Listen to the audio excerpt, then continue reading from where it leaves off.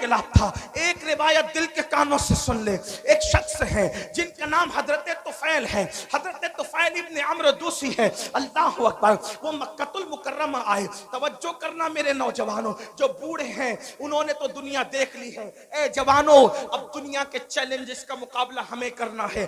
ہمیں قرآن تھامنا ہے, قرآن لے کر آگے بڑھنا ہے. قرآن کی طرف آؤ. اللہ کے نبی نے قرآن کی طرف بلایا, نہ عرب کی طرف بلایا, نہ عجم کی طرف بلایا, نہ سیاہی کی طرف بلایا, نہ سفیدی کی طرف بلایا. میرے آقا نے نہ خطے کی طرف بلایا, نہ قبیلے کی طرف بلایا. حضور نے قرآن کی طرف بلایا. آؤ قرآن کی طرف پلٹیں, آؤ قرآن کی طرف رجوع کریں, آؤ قرآن کی طرف توجہ کریں. اللہ اللہ, دشمن دوست کیسے ہوتے ہیں, بیگانہ اپنا کیسے ہوتا ہے. اللہ اللہ. تو طفیل ابن عمر کہتے ہیں کہ میں مکہ تجارت کے لیے آیا تھا. مکے میں ہنگامہ تھا, مکے میں طوفان تھا. کیا طوفان تھا؟ جو بھی تاجر مکے میں آتا اس کو آتے ہی مکے والے گھیر لیتے. مکے کے وہ دشمن, وہ گنڈے جو رسول اللہ کے خلاف تھے, وہ گھیر لیتے. ان میں اونچا اور بڑا نام جو ہے, اللہ اکبر, اس بدماشی میں ابو جہل کا ہے. یہ بڑا زیادہ بدتمیز تھا, اس کو اس امت کا فرعون کہا گیا. تو طفیل کہتے ہیں ابو جہل میرے پاس آیا اور آنے کے بعد کہنے لگا,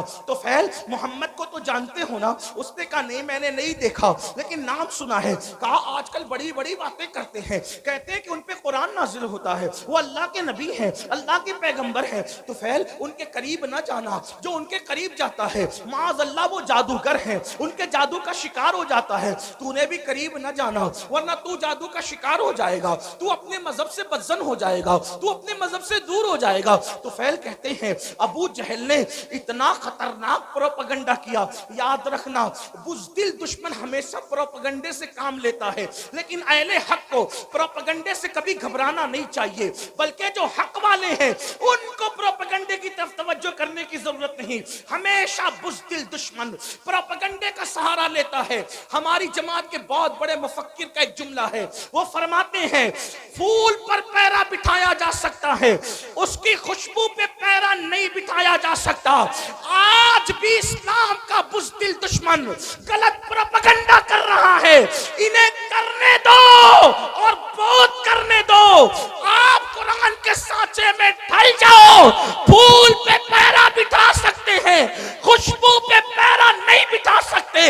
مسلمان جوان قرآن میں یوں ڈھل جائیں کہ تاکوں کا قرآن کسی کو دکھے نہ دکھے, لیکن ہماری زندگی میں جو قرآن ہے لوگ اس کو دیکھ کے پکار کر کے کہیں جب غلام مصطفیٰ کا یہ عالم ہے تو محمد مصطفیٰ کی شان کا عالم کیا ہو.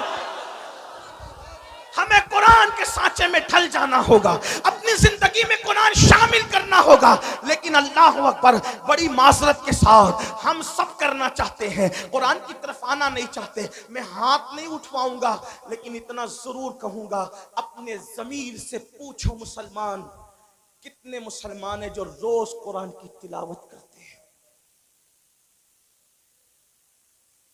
واٹس ایپ گھنٹوں گھنٹوں کتنے لوگ دیکھتے ہیں؟ فیس بک کتنے لوگ چلاتے ہیں؟ یوٹیوب کتنے لوگ دیکھتے ہیں؟ اور قرآن کتنے لوگ صرف پڑھنے کی, بلکہ بیشتر مسلمان وہ ہیں جنہیں قرآن پڑھنا بھی نہیں آتا. جو قرآن نہیں پڑھنا جانتے وہ سن لیں.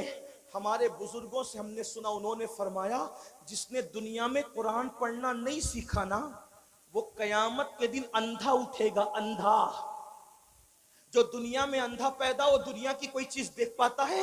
اور قیامت میں تو اللہ کا دیدار ہوگا, قیامت میں تو جنت ہوگی, قیامت میں تو رسول اللہ کا دیدار ہوگا. اب آپ سے پوچھتا ہوں, اندھے اٹھو گے قرآن نہ پڑھنے پر تو کیا دیکھو گے, کیا مزے لوگے؟ قرآن مرنے سے پہلے پڑھنا سیکھ لو.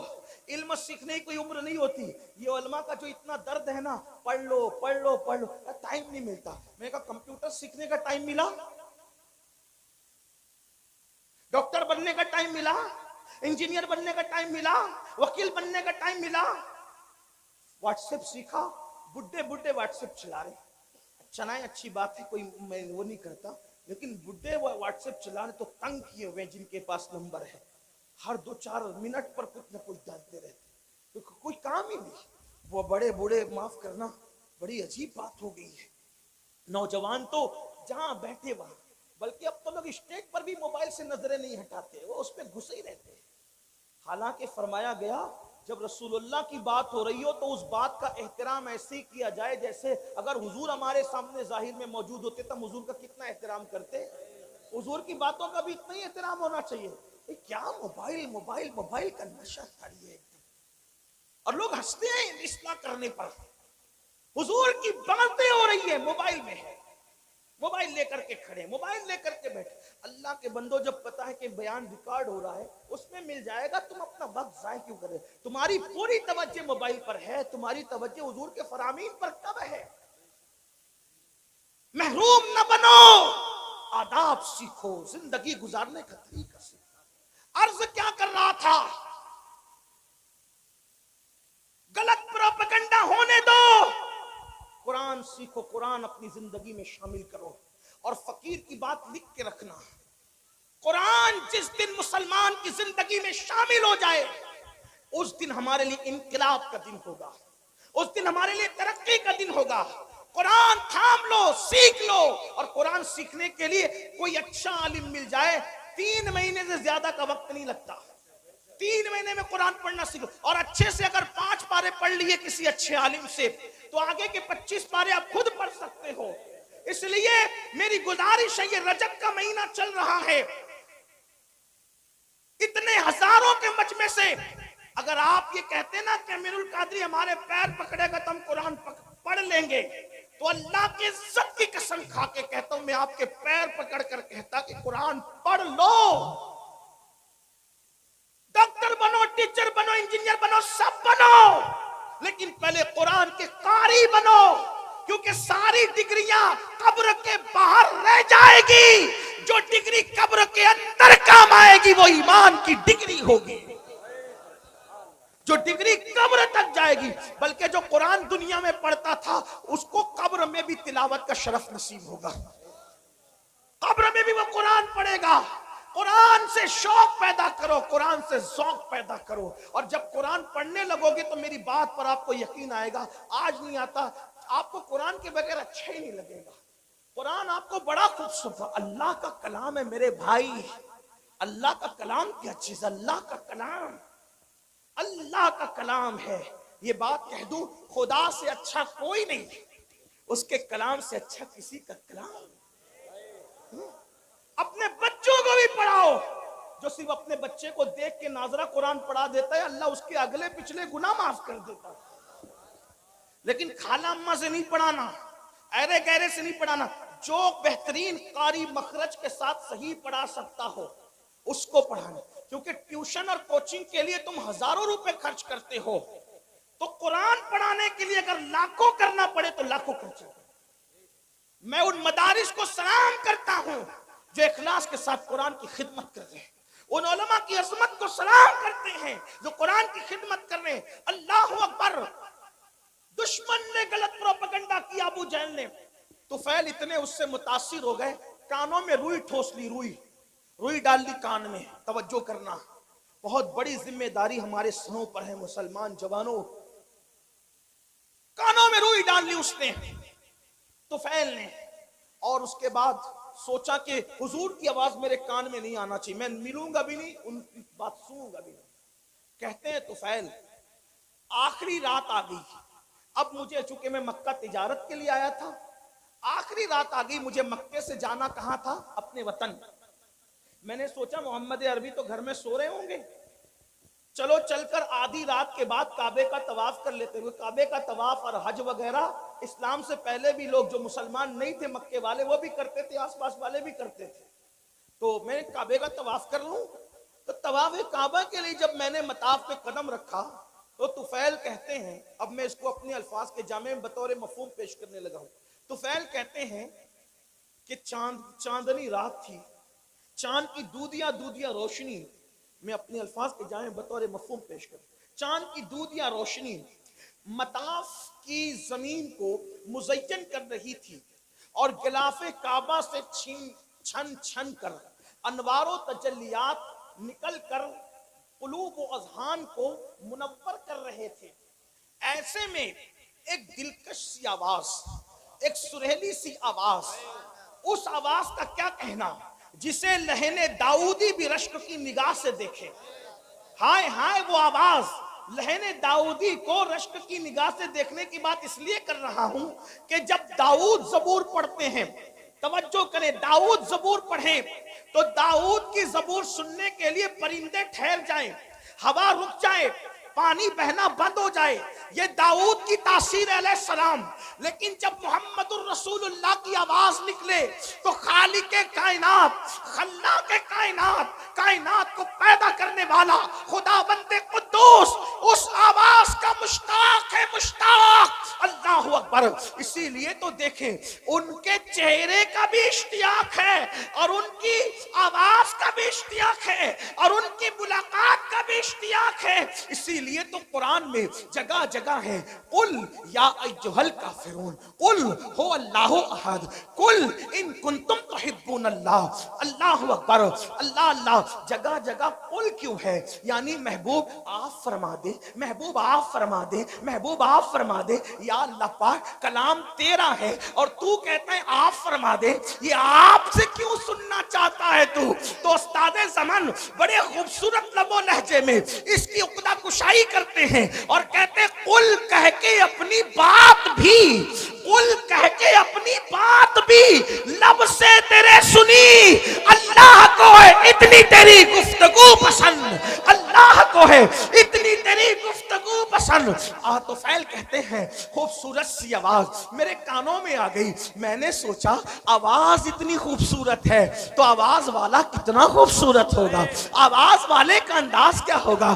آواز خوبصورت، کلام خوبصورت، اس کا چہرہ بھی تو دیکھیں۔ طفیل کہتے ہیں میں بےتاب ہو گیا، میں بے قرار ہو گیا، اپنے آپ پہ قابو نہ رکھ سکا اور میں دوڑ کر کے گیا تو میں نے کیا دیکھا کہ حضور ہی تھے جو نماز میں تلاوت کر رہے تھے اور میرے کان اس طرف متوجہ ہو گئے۔ میں نے سوچا یہ شاعری بھی نہیں، یعنی نظم بھی نہیں، یہ نثر بھی نہیں، نہ نظم ہے نہ نثر ہے، اس لیے کہ اللہ اکبر، نظم کہیں تو کیسے کہیں، نثر کہیں تو کیسے کہیں۔ وہ سخن ہے جس میں سخن نہ ہو، وہ بیان ہے جس کا بیان نہیں۔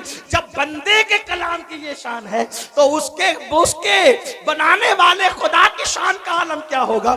آپ دیکھتے چلے جائیں، اس کا کوئی جواب ہے والتین والزیتون وطور سینین وہذا البلد الامین۔ یہاں ردیف و قافیے کی ساری رانائیاں قربان ہو رہی ہے۔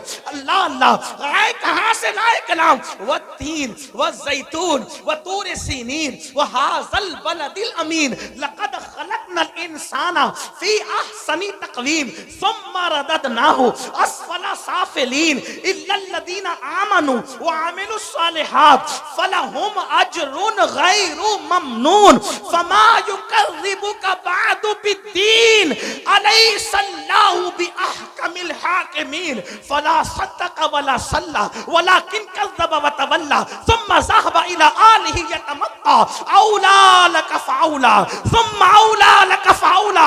یہ رانائیہ تو دیکھیں، کروڑوں ردیف و قافیے بھی حیرت سے تک رہے ہیں کہ آخر اس کلام کو کہے تو کیا کہے۔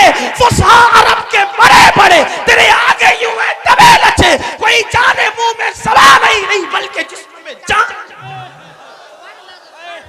لاؤ ردیف اور قافیے کی یہ رانائیاں، لیکن نہ ہم اس کو ردیف کہتے ہیں نہ قافیہ کہتے ہیں۔ قرآن کی رانائیاں کیا ہے؟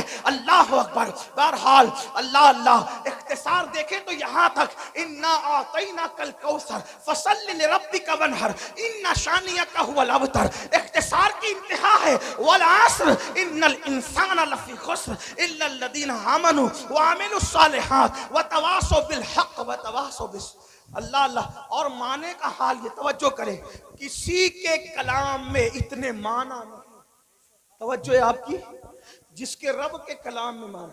قرآن کا نزول بند ہو گیا، قرآن کا نزول بند ہو گیا، معنی کا نزول آج بھی غلاموں کے دل پہ ہو رہا ہے۔ ایسے ایسے معنی، زندہ کلام ہے، زندہ کلام ہے حی و قیوم کا۔ ایک مرتبہ سنا دوں آپ کو، والعصر ان الانسان لفی خسر۔ لوگ معنی ڈھونڈتے ڈھونڈتے تھکے، الگ الگ معنی، روز نیا معنی، کوئی بن کے تو دیکھے اس در کا غلام۔ ایک بار حضرت ابی بن کعب نے تلاوت کی والعصر इन्नल इंसाना लफी खुस्र इल्ला लल्लज़ीना आमनू व अमिलुस्सालिहात व तवासौ बिल हक़्क़ि व तवासौ बिस्सब्र। पूछा कि इसका मतलब क्या है? मतलब तो बहुत थे। उस दिन बयान ये किया वल अस्र, जमाना मुराद है महबूब का जमाना है। वल अस्र, अस्र अस्र, इससे नमाज असर भी है, वक्त असर भी है, लेकिन मेरे इमाम ने इसका तर्जुमा कई तफसीर का इतने मजमुआ निचोड़ कर ये लिया, जमाने महबूब की कसम। वल अस्र का मतलब महबूब तेरे जमाने की कसम। क्यों? इसलिए कि सारे जमानों से बेहतर जमाना महबूब तुम्हारा जमाना। खैरुल कुरूनी करनी, खैरुल कुरूनी करनी, आका फरमाते खैरुल कुरूनी करनी, सबसे बेहतर जमाना मेरा जमाना है। तो लोगों ने कहा करनी से क्या मुराद, मतलब मेरे जमाने से क्या मुराद? तवज्जो है आपकी, आशिक इसी तरह की बातें करते हैं। करनी से क्या मुराद, करनी से क्या मुराद? वह हुजूर का विसाल हो क्या जमाना खत्म का? नहीं, जब तक खिलाफत राशिदा कायम रही हुजूर का जाहिरी जमाना मौजूद रहा। क्योंकि हुजूर ने आसरी नहीं फरमाया बल्कि करनी फरमाया, क्योंकि आसरी कहते तो भी काम हो जाता, करनी क्यों फरमाया? करनी, करनी, करनी जिसमें कौफ है, रा है, नून है, या है, मतलब इसमें भी 4 हरूफ हैं। करनी, बेहतरीन जमाना मेरा जमाना। तो करनी का मतलब क्या? तो उशाक कहते हैं, उशाक कहते हैं कौफ से मुराद, तवज्जो करें, उशाक कहते हैं कौफ से मुराद ये सिद्दीक की कौफ है। करनी में कौफ, सिद्दीक की कौफ है, रा उमर की रा है, नून उस्मान की नून है, या अली की या है। मतलब बताया अबू बकर उमर उस्मान के जमाने को मुझसे जुदा करने की कोशिश न करना, 4 यारों का जमाना भी मेरा जमाना। करनी, अब जिनको खिलाफत राशिदा समझ में नहीं आती वो कोई और रास्ता ढूंढ ले, 4 यारों के बगैर किसी का ना गुजर है ना किसी का बसर है। इसलिए कि जो 4 यार वाला है वही मुस्तफा जान रहमत के प्यार वाला है, जो 4 यार वाला है वही सच्चा अहले बैत वाला है। इसीलिए तो मेरे इमाम कहते हैं तेरे गुलामों का नक्शे कदम राय खुदा वो क्या बहक सके जो ये सुराग लेके चले, जिना बनेगी मुहिब्बान 4 यार की कब्र जो अपने सीनों में ये 4 बाग लेके चले।